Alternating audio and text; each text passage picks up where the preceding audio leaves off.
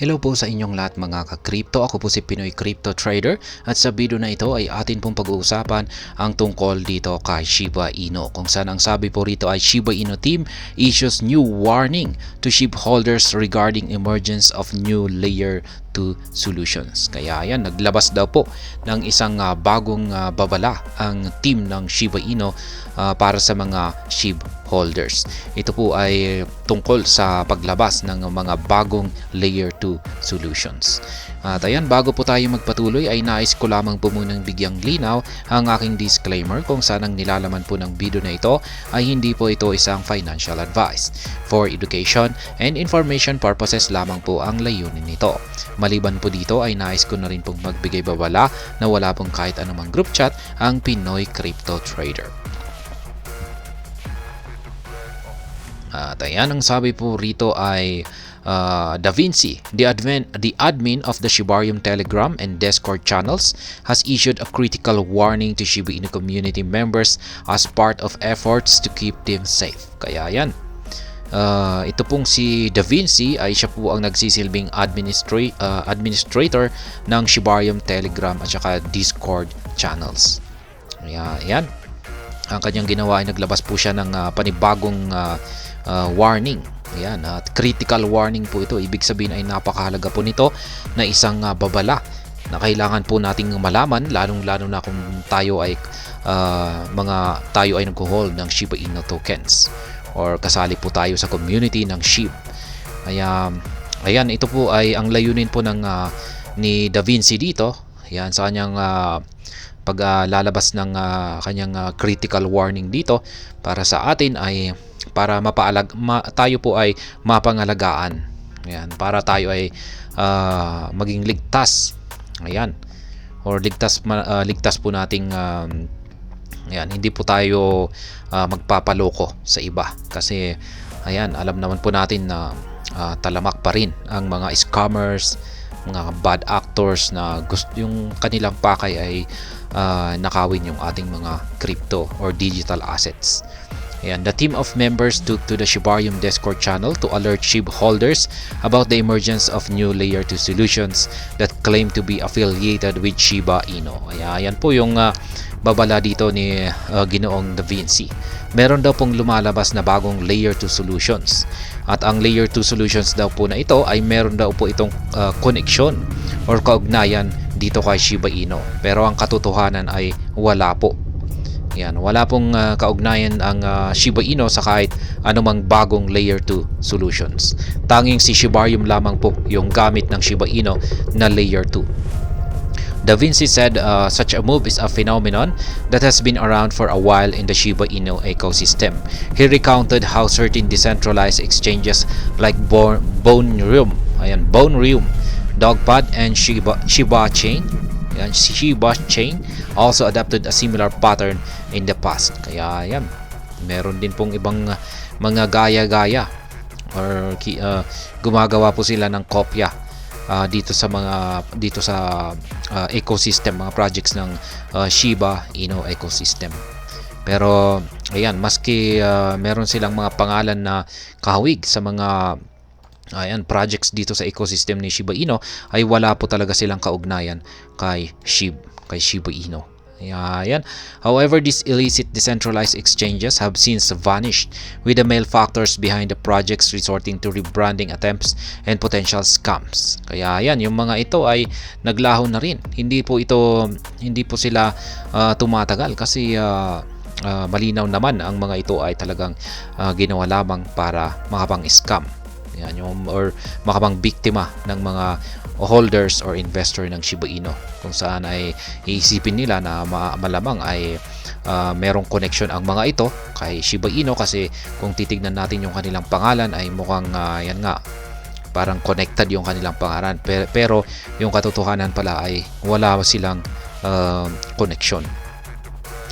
Ayan, emergence of new layer 2 solutions. Specifically, Da Vinci highlighted the launch of new layer 2 projects like Ryoshi and Bark. He expressed skepticism about these projects, particularly their appearance and lack of prior visibility. Kaya yan, may mga dalawang bagong nagsilabasan dito na layer 2 projects. Katulad po ni yan po ay si Ryoshi at saka si Bark. Ayan, pero ang mga ito ay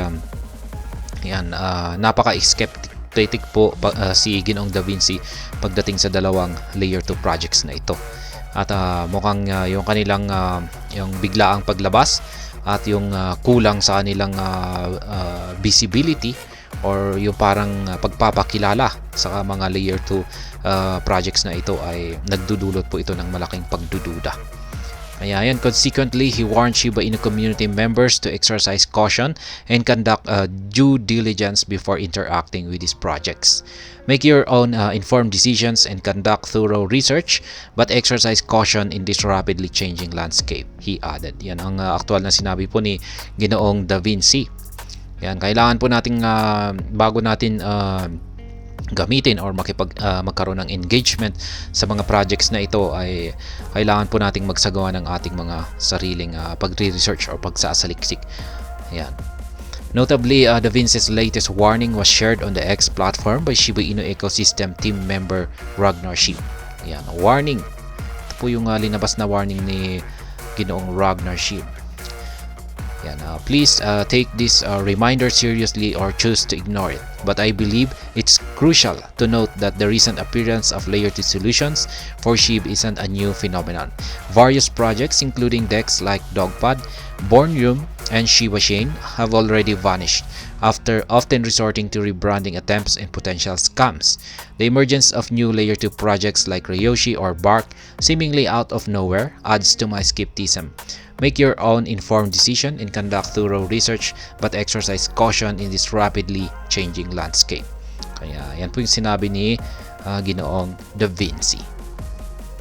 Shiba Inu warns community of potential scam. Interestingly, the Shiba Inu ecosystem team has always called SHIB holders' attention to potential scams. The rationale behind these warnings is to prevent unsuspecting investors from being victims. Yan po talaga ang maganda dito sa Shiba Inu team. Talagang concerned po sila sa mga holders ng Shiba Inu. Ayaw po nilang tayo bilang mga holders ng SHIB ay ayaw po nilang tayo ay mabiktima sa mga scam na ito. Kaya po sila ay nagbibigay agad ng mga warnings na kagaya nito. In a recent tweet, Susbarium, SHIB Army Scam Alert, the official X handle dedicated to exposing scams targeting Shiba Inu enthusiasts, issued a critical warning to SHIB holders. Ayan na rin po, si Susbarium ay naglabas na rin po ng warning para sa lahat. Itong si Susbarium ay ginawa po ito para yung layunin po ng Susbarium ay magbigay ng mga scam alerts. Ayan. Kaya kapag meron po tayong isang project na parang may kaugnayan kay Shiba Inu at wala po tayong ideya dito, ay mas mabuti na puntahan po natin ang Susbarium at dito po natin i-confirm. Ayan, the X handle warned SHIB holders to be wary of a fake Telegram group that claims to be affiliated with K9 Finance. For context, K9 Finance is an upcoming decentralized finance protocol on Shiba Inu's layer 2 solution, Shibarium. Yan, sa pagdating naman po sa mga Telegram group, yan, talamak po talaga ang mga scammers dito pagdating sa Telegram. Kaya yan, kung minsan ay tatawagan ka pa. Ngayon ay meron daw pong isang Telegram group na nagsasabing sila ay affiliated daw sa K9 Finance. Ang K9 Finance ay isa po itong paparating na project, isang decentralized finance protocol ng layer 2 solution ng Shiba Inu, ang Shibarium. Pero wala pang mga affiliate na mga partners itong si K9 Finance, kasi ilalabas pa nga lang ito kaya wala pa siyang mga kapartners. Tapos ayan, yung mga scammers ay tinitik advantage nila na gumagawa po sila ng mga peking mga projects, mga peking groups that sila mismo yung nagsasabi na meron daw itong kaugnayan kay K9 Finance. Yun pala ay wala. In the tweet, the team warned Shiba Inu community members not to send funds to any address provided by the fake Telegram group, emphasizing that K9 has ended the pre-sale of its native token. Ayan, ang warning din po ng SHIB Army ay wag daw po tayo magsisend ng kahit anumang funds sa mga address na ibinibigay ng mga Telegram groups, mga peking Telegram groups.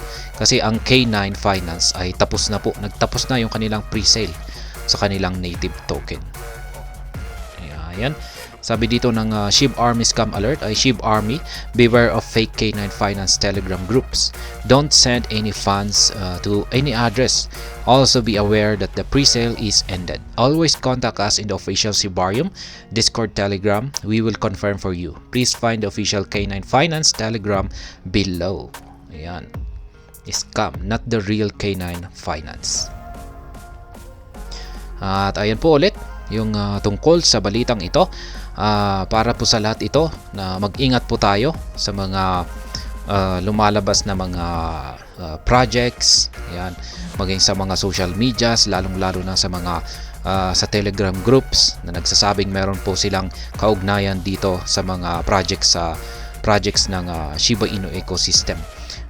Bago po natin sila pagkatiwalaan ay mas maiging i-confirm po muna natin. Pwede po natin i-confirm yan kay Susbarium. Ayan, itanong lamang po natin sa kanila at malalaman po natin at maiiwasan po natin yung scam. Huwag po tayong padalos-dalos. Kaya ayan, hanggang dito na lamang po tayo sa video na ito. Sana po ay inyong nagustuhan ang aking paliwanag dito. Kung inyo po itong nagustuhan ay pakiclick lamang po ang like button nito. Para naman po sa mga bago lamang dito, kayo po ay aking inaanyayahan para mag-subscribe. Pakiclick na rin po ang bell icon nito dahil ito po ang siya magsisilbing notification nito sa mga bago kong videos na akin pong ina-upload sa aking YouTube channel na ito. Marami pong salamat sa panunood, ingat po tayo lagi at God bless po sa ating lahat.